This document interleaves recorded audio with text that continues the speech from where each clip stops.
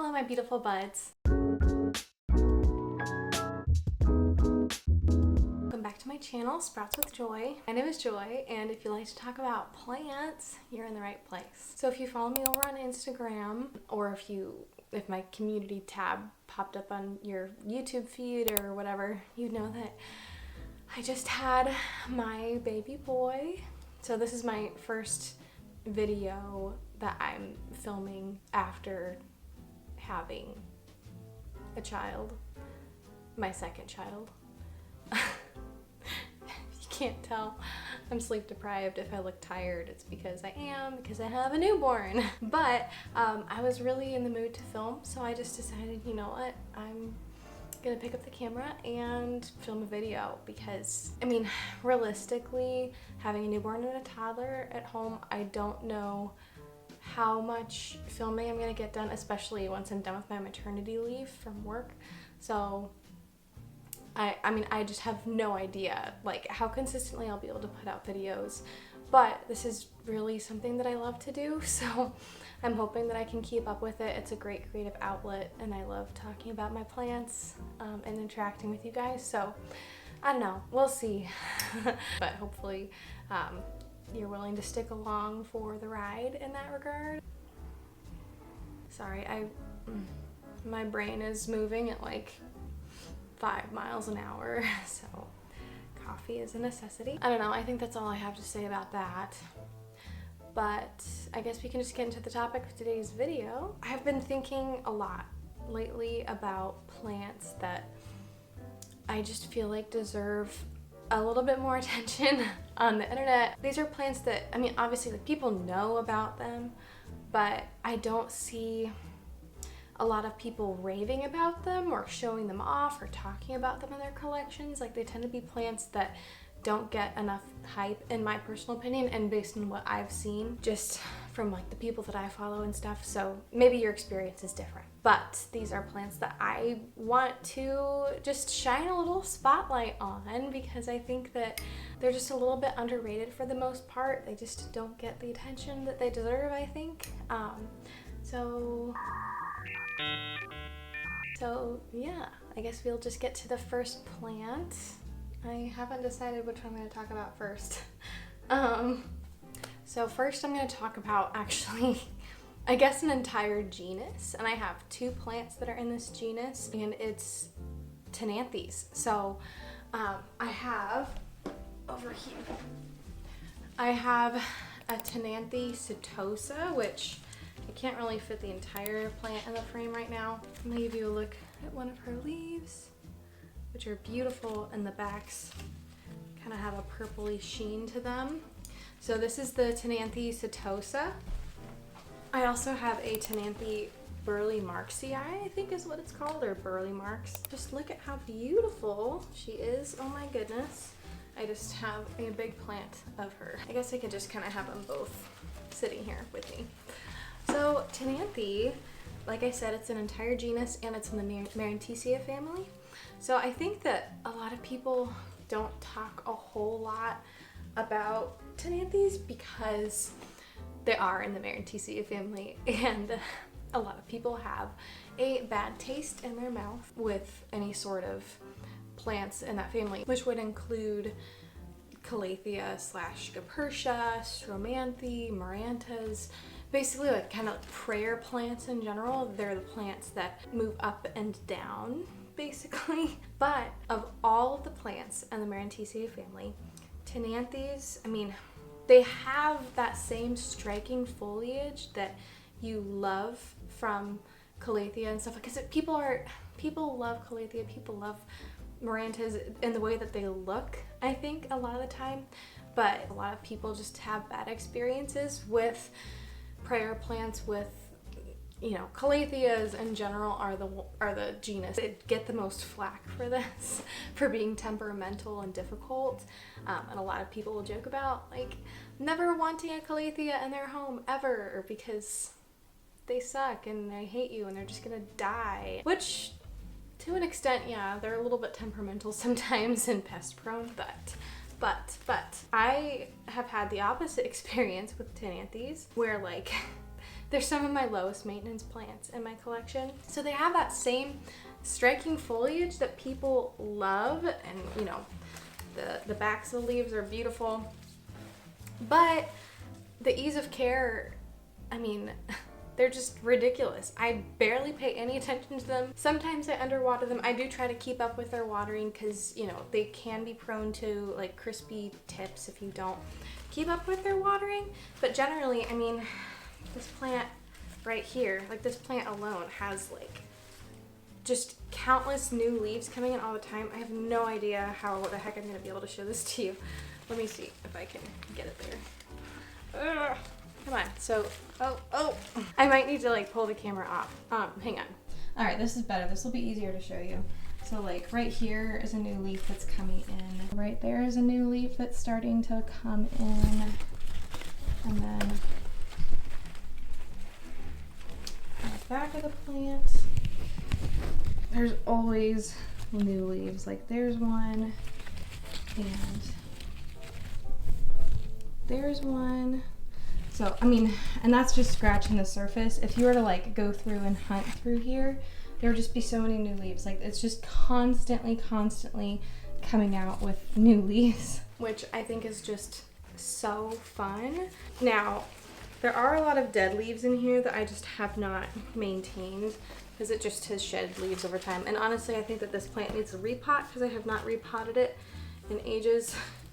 And I can just feel the pot is super tight. But yeah, I mean, I have to remove all these dead leaves. I just haven't because it's just been in this basket, so I don't necessarily see them.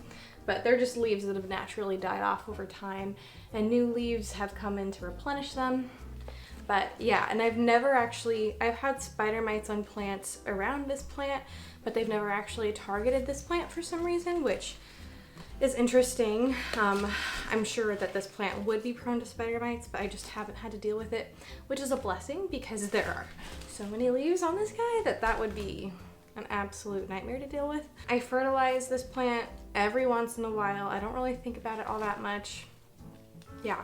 Same story for the Tenanthes setosa, although this one looks a little bit more worse for wear because one cat in particular just thinks it's the most fun thing in the world to swat these leaves with her claws. Like she just sees them like flapping in the air and she just will like jump up and go whack because she thinks that it's a toy. So a lot of leaves have sustained some mechanical damage because of that, which kind of sucks. But I still think that it's really a beautiful and very elegant looking plant. And this plant is also often putting out new leaves. So there's a tiny one. I don't know how well you can see, but there's a tiny one coming in right there. And like the beginnings of one is also coming in. If I can move this leaf out of the way, right there. So yeah, this one's often putting out new growth as well. They're both kind of on the periphery of grow lights that are like pendant grow lights, but they're not like directly underneath them. They're both in rooms with some ambient north window light, which is not a ton of light. So very gentle light, but they're still growing a whole lot.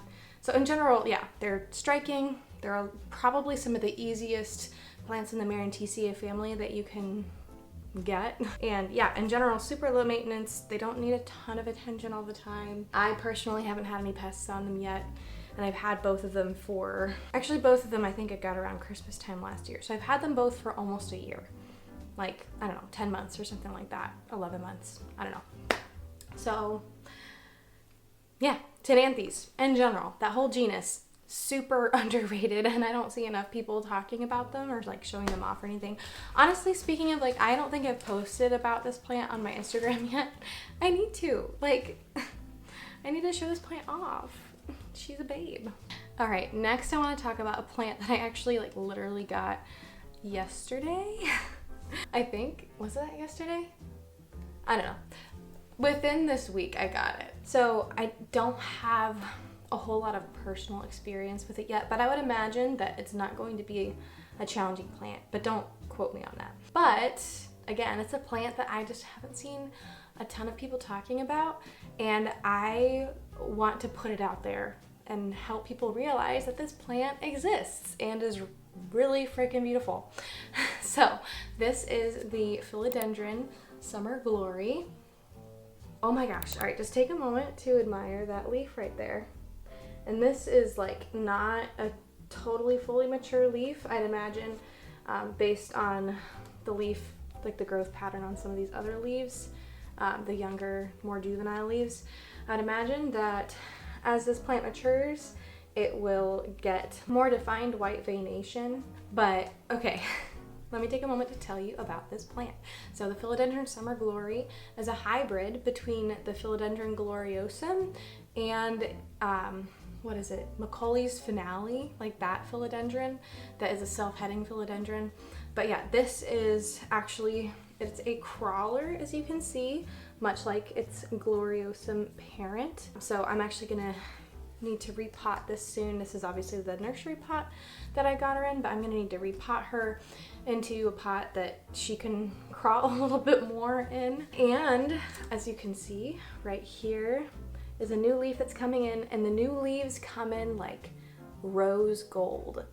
Like, okay, maybe I'll find some pictures on Instagram and just kind of show them over here for a second. When I saw this plant on Instagram and then I saw it for sale at one of my local plant stores, I was just absolutely blown away by it and in love with it, because I mean, okay, I love like silvery plants and bluish plants like as much as the next person, but I also really like warm colors and warmer tones and that sort of thing. So I mean, the rose gold color and like that pinkish color I think is so beautiful. So they come in that color and then become a little bit more green, but you can see like some of that coloration is still a little bit present on this newest leaf. But yeah, it has that white veination similar to the gloriosum, and again, I'm sure that that will just become more pronounced as it matures, kind of like it does on the gloriosum. So yeah, I don't personally have a Philodendron gloriosum, but this is a much more affordable alternative where I got this plant for less than $30. I think it was like $28 or $29 on sale, but I'm sure that you can find it, you know, somewhere in that like $25 to $45 range, which is obviously more affordable than a gloriosum, but it's a crawler like a gloriosum, and it has a similar vibe, obviously, because it's one of its parents. And typically I've heard, I mean, hybrids in general tend to be a little bit more robust. So I don't personally own a Philodendron Splendid or like a Philodendron Glorious or anything like that. But I have heard that those plants are each easier than their respective parents, which the Glorious, I think, is a Melanochrysum and a Gloriosum cross, and the Splendid is a cross between the Verrucosum and the Melanochrysum. And we all know how temperamental the Melanochrysum has been for a lot of people, but those same people have had a lot of success with the Melanochrysum hybrids. So I would imagine, I mean, not that Gloriosums are particularly difficult. I've heard that they're actually pretty not terrible for a lot of people. Again, I would imagine this being a hybrid, it might be even easier or more straightforward. But like, don't like totally quote me on that, because maybe 6 months down the road, I'm gonna be sobbing about this plant, and you know. But all that being said, this is pretty new on the market. I feel like it came out over the summer, hence, I mean, Summer Glory, that makes sense that it came out over the summer. It is a stunning plant, and I just really want to see this in more people's collections, see more people talking about it, because I think it's a plant that deserves more attention. I started drooling over it the moment I saw it, and I couldn't really get it out of my head, so I drove like 35 to 40 minutes to the plant store to get this, like 5 days postpartum. So I'm really, really excited about this plant, to see like where it goes, what it's like, and how it treats me and how I can treat it. Yeah, I just want to get it out there and have more people know about it and get more hype about it, because I feel like it totally deserves it. I mean, come on, like, look at this thing. Oh, it's so pretty. I love it. Okay, next I want to talk about the rickrack cactus. I did recently feature this on my, I think, fall favorites video, which I filmed a while ago because I was still pregnant. but I think it actually came out kind of recently. So sorry, I feel like I haven't talked about this in a while, but I literally just talked about it last video. But I wanted to feature it again because this is definitely, I mean, honestly, jungle cacti in general I think deserve more hype, but this is the only jungle cactus that I currently own, although I have been eyeing a lot of other jungle cacti. The fernleaf cactus in particular I almost got this week, but I didn't because I should probably not be buying plants right now, at least not that many. I just kind of love how it grows. I love how supple the leaves are, and look at how crazy these arrow roots are going right now. I really need to propagate this dude just for fun. I have some friends that are interested, but I mean, I've been seeing these guys popping up all over the place recently, so I think that they've been really accessible.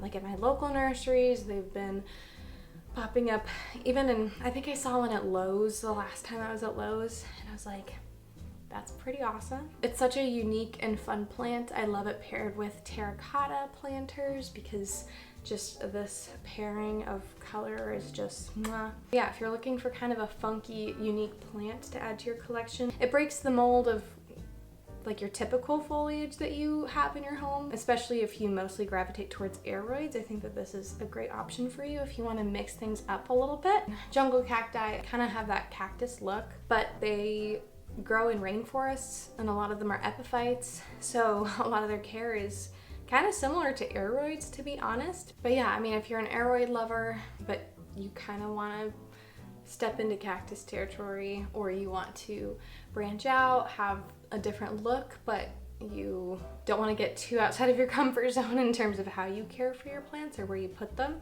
this would probably be a happy medium for you to try out. It is a super, super fun and funky plant that should be in everybody's collection, in my opinion, because I like it a lot. Next, I'm going to talk about a plant that is right behind me, and it is the philodendron fuzzy petiole. And I recently watered this guy, so that bottom of the pot feels a little bit damp. So I'm going to just give you a second to admire this plant. I think it's honestly so pretty. I love how pillowy the leaves get, especially as it gets a little bit more mature. So it has that pillowy look to it. Of course, as its name suggests, it does have fuzzy petioles. It's not nearly as fuzzy as like the squamiferum or the serpens or anything like that, but it has some slight texture to it, which I think is super fun. The new leaves come in looking like this, and the backs have a little bit of red to them, which I think is always a plus. This guy is basically constantly growing all the time for me, so I've got that, this new leaf right here, and yeah, as you can kind of tell, like they come in with that reddish kind of tone to them. So yes, overall, I just think that this plant is really, really pretty. And some people talk about them sometimes, but I feel like they just generally haven't gotten as much attention as I think that they deserve. And this is another one of those plants that is actually pretty accessible, relatively speaking. It's pretty affordable. I originally got this plant as a much smaller plant, and it did end up getting root rot like within like a week of me getting it or something stupid like that, so I had to like reroot it and completely start over. So this portion of the plant right here is that plant. This is like the original big leaf that was part of that plant, and then it put out a really stupid funky looking leaf, and then we got this leaf right here, which is really beautiful and immaculate. But one of my local nurseries was selling philodendron fuzzy petiole, it just appeared, so I was like, oh, well, honestly, I wouldn't mind having a fuller pot of this. So then I just potted the two plants together, and then I have this. So this plant is a climber, so honestly, I should probably, right now I just have stakes kind of holding it up, but eventually I should probably figure out a better long-term solution, because right now it's just kind of sticking out of the pot and just falling out a little bit.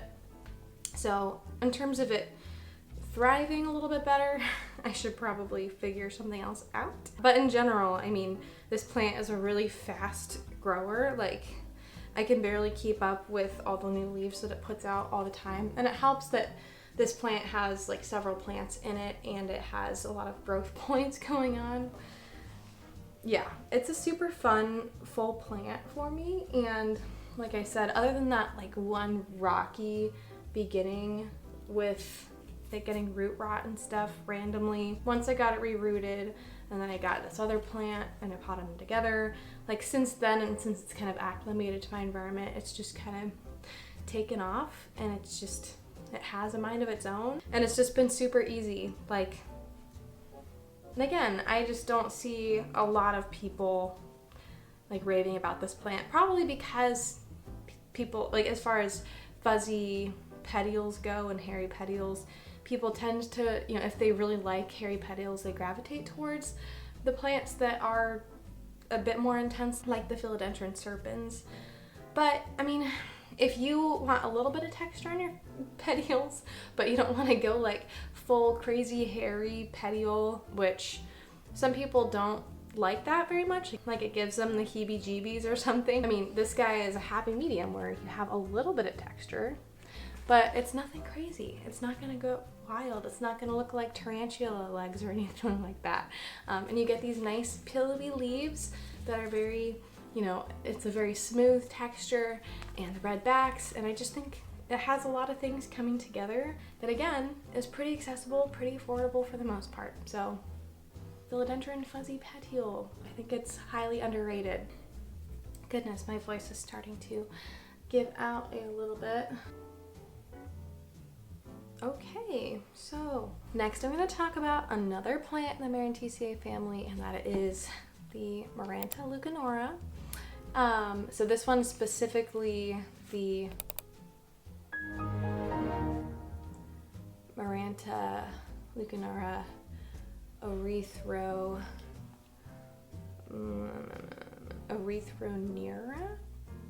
yeah, basically, which means like it's the red-veined one, the red-veined Maranta.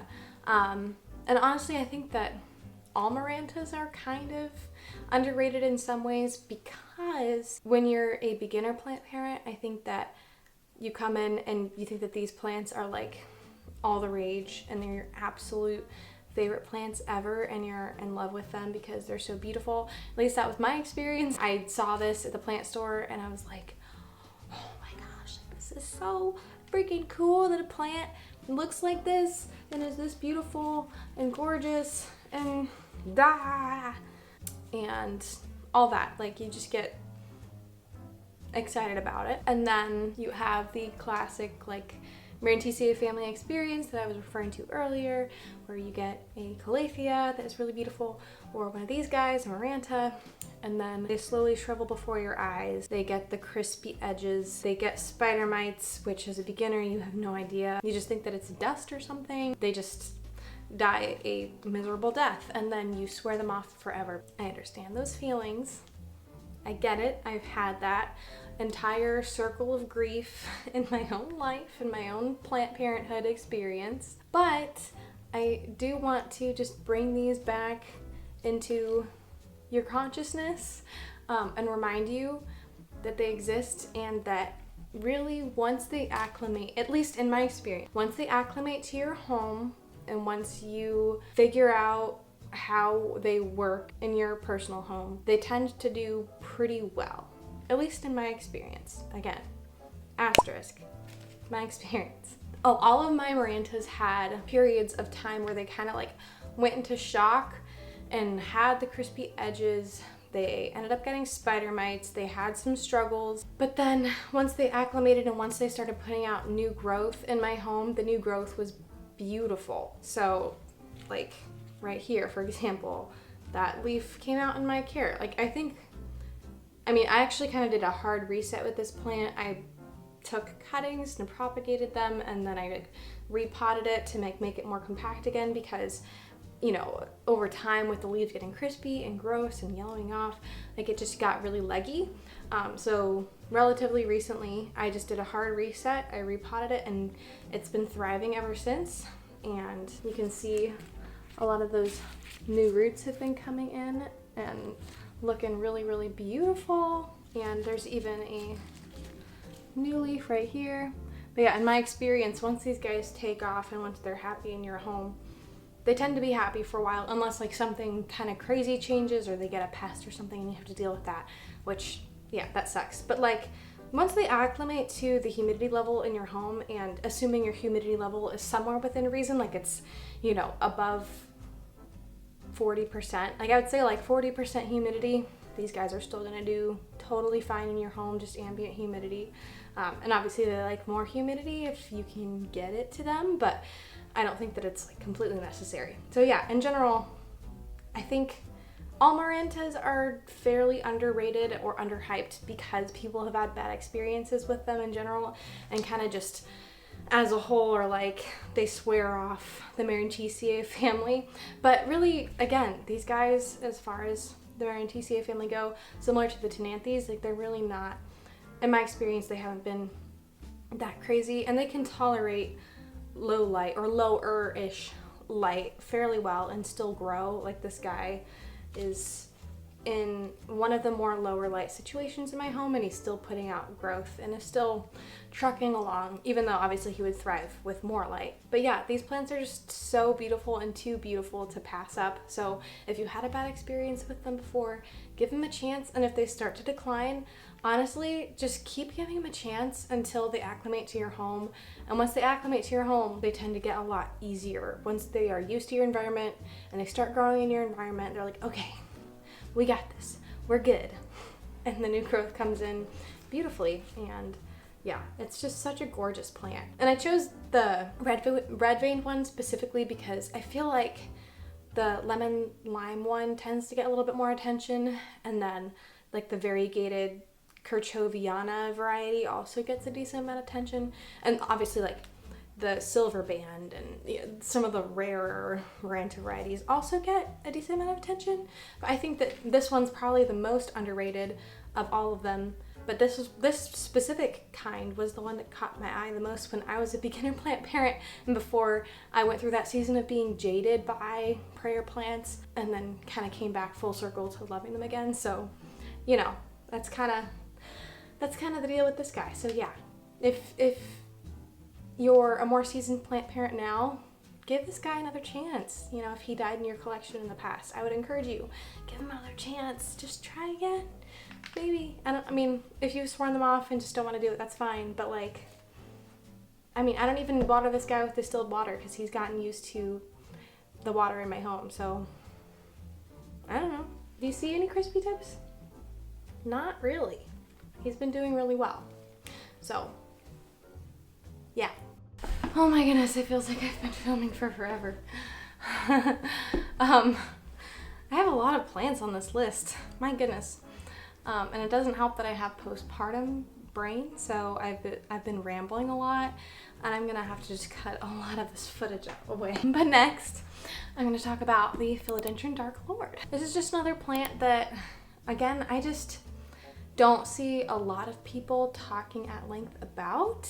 As far as philodendrons go, there are just a lot of other philodendrons that kind of steal the spotlight, and they're just a lot more popular because, you know, they've got the velvety leaves, or they have really unique venation or something like that, which there's a place for those philodendron. I think that they're absolutely beautiful as well, but I just want to take a moment to give the spotlight to this beautiful Philodendron Dark Lord because, I mean, again, it has like those reddish backs. The leaves come in so just dark and luscious. And obviously my specimen is pretty small because I got it as a little top cutting, but over time it will develop really defined lobes that are like super sharp and really, really cool. And honestly, the name itself, I think, is worthy of love because it's the Dark Lord. I mean, it reminds me of Voldemort, and I just think it's a really cool plant, and I've really enjoyed having it in my collection. This is another plant that was a little bit of a battle for me because it took, like, I got it as a cutting, and it just took a really, really, really long time to root. and then when it finally rooted, it took some time to get established, and it's still getting there. But this newest leaf that it came out with is really pretty, and it's still trucking along, has another new leaf coming. And so it's taken some time to sort itself out, but it's starting to get there, and the more that it grows, the more satisfying it is. So yeah, Philodendron Dark Lord, I feel like it does deserve a little bit more attention than what it gets, because it gets overshadowed by all these other philodendron. And speaking of all the other philodendron, here's another philodendron that I think gets overshadowed a lot. And this is actually a pretty common plant, but yeah, here, let me just show it to you. Oh, wow. So this guy, he's a little bit too big to fully show in the frame, but this guy, this big old dude, is a Philodendron Green Congo, and it is a very mature Philodendron Green Congo. I mean, you can tell by the leaves, they are so big and beautiful that, oh my gosh. So yes, this plant, sadly, when I put it outside for the summer, this leaf kind of got scorched by the sun before it acclimated and put out a lot of new growth for me. But on the whole, I mean, so this plant, like when you think of Philodendron Green Congo or Rojo Congo, anything like that, you're just like, I mean, it's just a philodendron that's like you see kind of everywhere. It's pretty available, that sort of thing. It's a very standard run-of-the-mill philodendron, but this is a more mature form of it. This plant was originally in the pot with my mother-in-law's Philodendron Green Congo. She has like a giant Philodendron Green Congo with like 5 plants in the pot, and we repotted it because it badly needed to be repotted, but we, you know, kind of took it apart and took one of the plants out of the pot, put it in a separate pot, and she gave it to me. So this is what it looks like. It's kind of funny, kind of gnarly, and it's got some sick aerial roots going on that came out over the summer. But yeah, this is one of those plants that, like, it takes a lot of patience, especially if you start off with a small plant.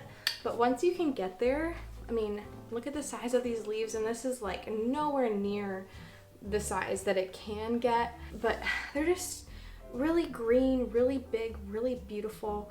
And again, it's a plant that a lot of people just kind of brush over. They don't really think about it as being a really cool plant, but it really has a lot of potential to be super beautiful and be a statement plant, kind of like a Monstera deliciosa or any of your other, you know, big beautiful plants. I mean, honestly, it kind of gives me like bird of paradise vibes in some ways, without it being as needy as a bird of paradise. And obviously, like, the leaves are slightly different, but like in terms of just those big broad green leaves with some of this texture to it, it's just, it's really beautiful and has a lot of potential. On the whole, yeah, I just think that it's a really, really beautiful plant. Well, if I'm being honest, I had like 2 other plants that I kind of wanted to talk about, and I would say there may be more honorable mentions, which is the Syngonium erythrophyllum and the Rhaphidophora tetrasperma. So I guess I'll just very, very briefly touch on them as honorable mentions, because I think that they do have some hype around them for sure, but just I feel like they do deserve some more. Like, I feel like more people could be talking about them. I just have the Syngonium erythrophyllum right here, so we'll very quickly talk about it and touch on it. I think that in some circles it does have a lot of hype because of how dark the foliage gets. Another thing, I don't know if you can pick it up, if the camera is going to pick it up at all, probably not, and because there's not like really good lighting in here either, but the leaves get like super glittery, the backs are pretty red, and I think as far as Syngonium go, it's probably one of my favorite Syngonium, if not my favorite. I just think that as a super gothic look to it, and again, in certain circles I think that it is really popular. It was on my wish list for a really long time, but I think that it could get more hype because, I mean, look at it, it's really cool. And this lighting really isn't doing it justice, like, at all. But again, it's an honorable mention because I do think that it has a decent amount of hype in certain circles, depending on who you are and what your taste is. And then the next one, I'm probably gonna insert some B-roll footage of because I don't feel like getting up and getting it, but it is my Rhaphidophora tetrasperma. Yeah, I recently took cuttings of it, so it's not quite as long and majestic as it was before, but I'm planning on potting them all together and having a super full pot of it, like just climbing up the wall of a trellis or whatever will be super cool. But yeah, I'm gonna keep this as an honorable mention because the Rhaphidophora tetrasperma like kind of had its heyday. Like it had a peak of popularity, kind of like I guess the Philodendron Pink Princess would be another good example of this, where it had like, it was really popular for a while, or like the ZZ Raven, or like even the Syndapsis Trubii Moonlight, plants like that were like, they had a surge in popularity, then they became more common or more accessible because of tissue culture, and so then after that people were just kind of like, oh yeah, yeah. Like the hype kind of died down on them. It's kind of an eye roll situation where it's like, okay, come on, like just because more common doesn't mean that it's less of a cool plant, but sometimes you just kind of feel that way. I guess that tends to be, that's a whole other can of worms I'm not going to open right now. But the Rhaphidophora tetrasperma, honestly, I think it deserves a resurgence, a revival, because yes, it did have its heyday, but it's such a low maintenance plant. It's so beautiful, especially like if you're climbing up a wall or something. It's such a cool looking plant, and every time I look at it, it makes me happy. It's another just burst of green and foliage, and it's a super fast grower, at least it has been in my experience. So yeah, I mean, the Rhaphidophora tetrasperma, absolutely love it, and I think it deserves love again. All right, well, I think that is gonna be it. I feel like I rambled a lot because my brain is like absolute mush right now. But hopefully some of my arguments made sense. Hopefully I put some plants on your radar to appreciate more, or to, I don't know, you don't necessarily have to get them, but if it inspired you to maybe keep an eye open for them or open your mind to them, I think that's pretty great because I like these plants a lot, and again, I think that they deserve more hype and they're super underrated, again, in my opinion. You don't have to agree with me. But yeah, if you have any plants that you think are super underrated, feel free to leave them down in the comments below. I'd love to just hear about your opinions because yeah, let's have a dialogue going, you know? I like talking to people. So yeah, I hope that you have a wonderful and blessed day. Bye-bye.